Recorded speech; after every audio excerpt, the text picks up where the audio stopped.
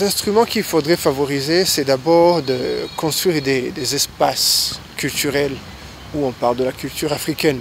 Les musées, les centres culturels, les centres de recherche aussi, il faut investir dans la recherche historique, scientifique, une méthode, des institutions, y mettre les moyens et les infrastructures. Je dirais, pour les infrastructures, c'est un État qui se consacre à investir, à construire des espaces, à investir dans la recherche, créer des institutions de recherche.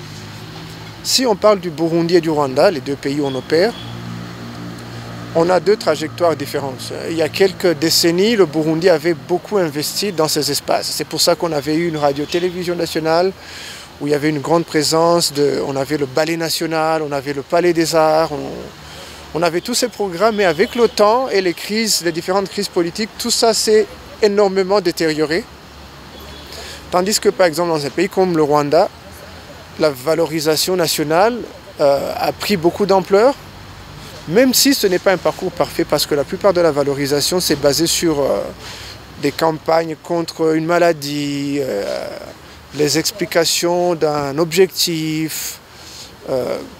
Du coup, c'est bien, il y a une expression culturelle qui est là, qui est sponsorisée, soutenue par l'État, mais dans des objectifs plus ou moins économiques, de santé, de politique. Ce ne sont pas des espaces où on est là pour faire de la recherche, et on est là pour parler de la tradition de l'identité pure. On est plus là pour comprendre, travailler sur des programmes de réconciliation nationale, ce qui est bien.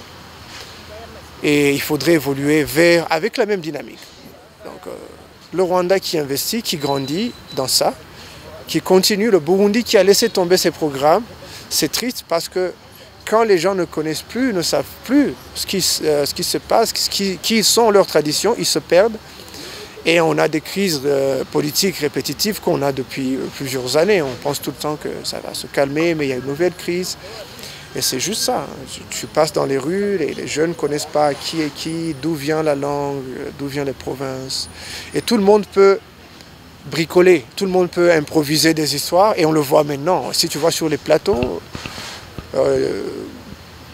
les réseaux sociaux sur le Burundi, tout le monde improvise. Il y a une histoire du Burundi qui est donnée par n'importe qui, n'importe où, n'importe comment. Et ça crée beaucoup de confusion. Alors que de l'autre côté, les voisins en face, ils essaient un peu de travailler sur une identité unie nationale, investir dans la recherche. On a des musées qui commencent à fonctionner régulièrement, des festivals. On a des budgets conséquents pour construire des infrastructures pour les groupes traditionnels. Ben c'est ça, il faut qu'on s'inspire les uns des autres. Pour le festival, nous on fait ce qu'on peut, c'est-à-dire on crée un espace où on va voir de l'expression traditionnelle, la danse, la culture, des jeunes qui se questionnent, c'est pour ça qu'on a des débats, on a des panélistes.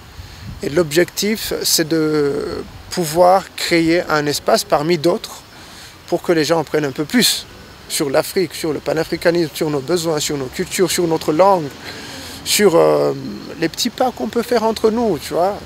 Et c'est ça l'objectif du festival, c'est de créer, de passer l'héritage au fait, de garder le feu et d'apprendre et de reconstruire sur ce qu'on a déjà.